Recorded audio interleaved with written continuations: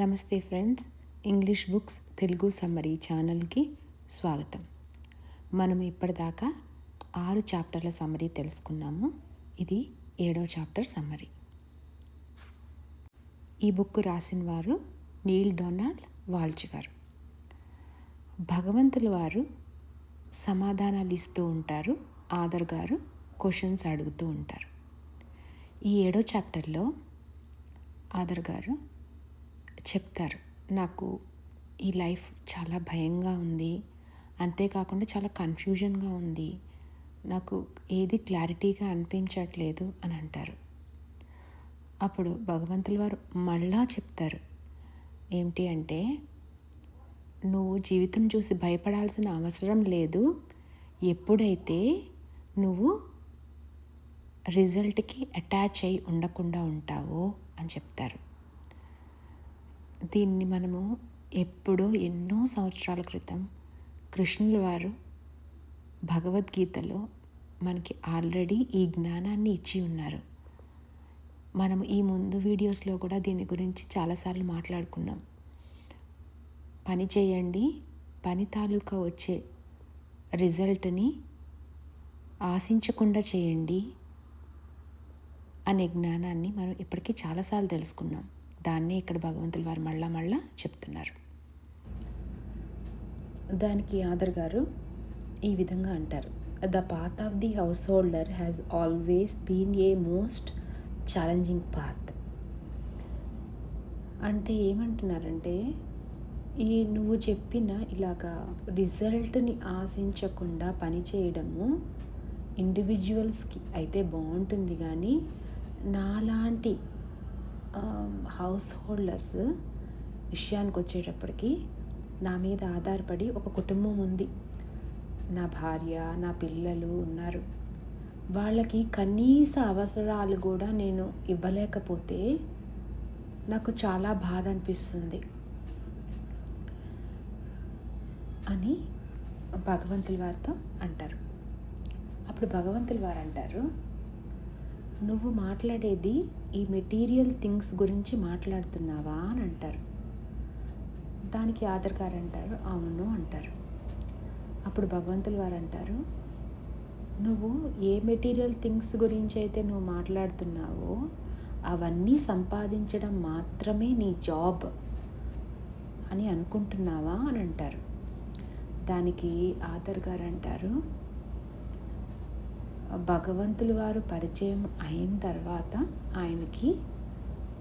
ఆయన పని ఈ మెటీరియల్ వరల్డ్లో తన కనీస అవసరాలు తీర్చుకోవడంతో పాటు ఇంకా ఏదో ఉంది తెలుసుకునేది, తన గురించి తను తెలుసుకునేది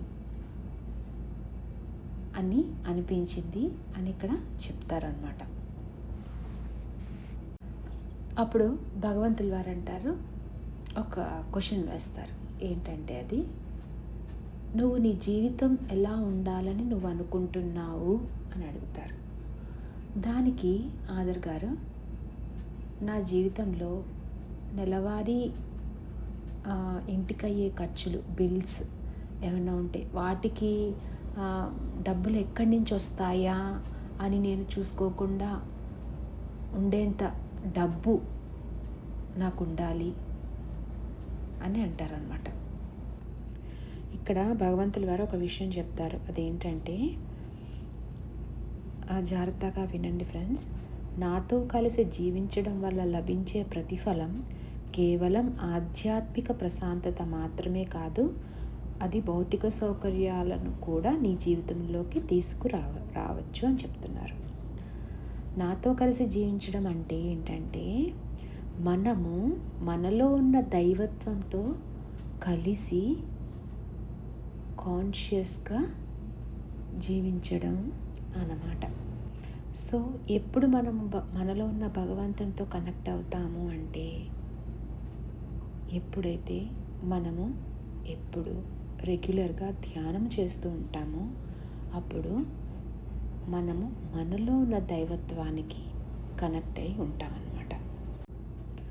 అలా ఉన్నప్పుడు మనకి ఆధ్యాత్మిక ప్రశాంతత, పీస్తో పాటు భౌతిక సౌకర్యాలు కూడా, అంటే ఏవైతే మనం ఇప్పుడు సౌకర్యాలు అనుకుంటున్నామో necessary things in our life, అవి కూడా మనకి వస్తాయి అని చెప్తున్నారు. కానీ ఇందులో ఒక ఆసక్తికరమైన విషయం ఉంది అని కూడా చెప్తున్నారు. అదేంటంటే, ఎప్పుడైతే మనము అది ఆధ్యాత్మిక శాంతి, అంటే మనము ఇన్నర్ పీస్ని అనుభవిస్తామో అప్పుడు మనము ఈ భౌతిక సౌకర్యాల గురించి ఎక్కువగా ఆందోళన చెందము. నాకు ఇది లేదే, నాకు అది లేదు అని మనం అనుకోము. మనకి ఉన్నది చాలు, నాకు ఈ ప్రశాంతత చాలు అని అనిపిస్తుంది. ఇంకా నీ కుటుంబ సభ్యుల భౌతిక సౌకర్యాల గురించి కూడా నువ్వు అతిగా ఆలోచించవు. ఎందుకంటే నువ్వు గాడ్ కాన్షియస్నెస్కి చేరుకొని ఉంటావు అప్పటికి. ప్రతి ఆత్మ కూడా తన జీవితానికి తనే బాధ్యత వహిస్తుంది అని అర్థం చేసుకుంటావు. అంతేకాకుండా నీవు ఎవరి జీవితానికి పూర్తి బాధ్యుడివి కాదు అని, ప్రతి ఆత్మ తన గమ్యాన్ని ప్రతి క్షణం తన ఎంపికల ద్వారా నిర్ణయించుకుంటుంది అని తెలుసుకుంటావు. ఆ విధంగా నువ్వు నీ ఫ్రస్ట్రేషన్ నుంచి కానీ, నీ యాంగర్ నుంచి కానీ, అయ్యో నేను అన్నీ సమకూర్చలేకపోతున్నానే అన్న బాధ నుంచి నువ్వు బయటికి వస్తావు అని భగవంతుల వారు చెప్తారు. అంతేకాకుండా భగవంతుల వారు ఇంకొక ఇంపార్టెంట్ విషయం చెప్తున్నారు ఫ్రెండ్స్. అదేంటో తెలుసుకుందాం. అదేమిటంటే, నీపై ఆధారపడిన వారిని ఎప్పటికీ నీపై ఆధారపడే వారిలాగా ఉంచడం నీ పని కాదు. వారు స్వతంత్రులుగా జీవించగలిగేలాగా చేయడం, అంతేకాకుండా వాళ్ళ కాళ్ళ మీద వాళ్ళు నిలబడగలిగే విధంగా వాళ్ళని మార్చడము, అది నీ బాధ్యత అని చెప్తున్నారు. ఇంకా ఇలా చెప్తున్నారు, ఒక నిజమైన గురువు ఎక్కువ మంది శిష్యులను కలిగి ఉండేవాడు కాదు.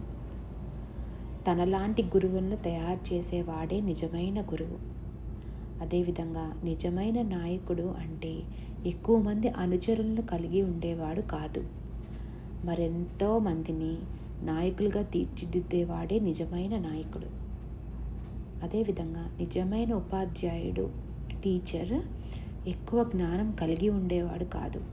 ఇతరులలో జ్ఞానాన్ని మేల్కొల్పిన వాడు మాత్రమే నిజమైన ఉపాధ్యాయుడు, టీచర్ అని చెప్తున్నారు. అదేవిధంగా నిజమైన దేవుడు అంటే ఎక్కువ మంది సేవకులను కలిగి ఉండినవాడు కాదు. అందరికీ సేవ చేసి వారందరూ తమలోని దైవత్వాన్ని తెలుసుకునేలా చేసేవాడే నిజమైన దేవుడు. ఇక ఏం చెప్తున్నారంటే, భగవంతుడు అంటే మహిమలు చూపించడము కాదు, మిగిలిన వారందరినీ సేవకులుగా తనని పూజలు చేసేవారిగా కాకుండా వాళ్ళలో ఉన్న దైవత్వాన్ని తెలుసుకొని వాళ్ళు దైవస్వరూపులమేనని అనుభవపూర్వకంగా తెలుసుకునేలాగా చేసేవాడే భగవంతుడు అని చెప్తున్నారు. ఓకే ఫ్రెండ్స్, ఈ జ్ఞానాన్ని అందరికీ షేర్ చేయండి మరియు ఈ ఛానల్ని సబ్స్క్రైబ్ చేసుకోండి.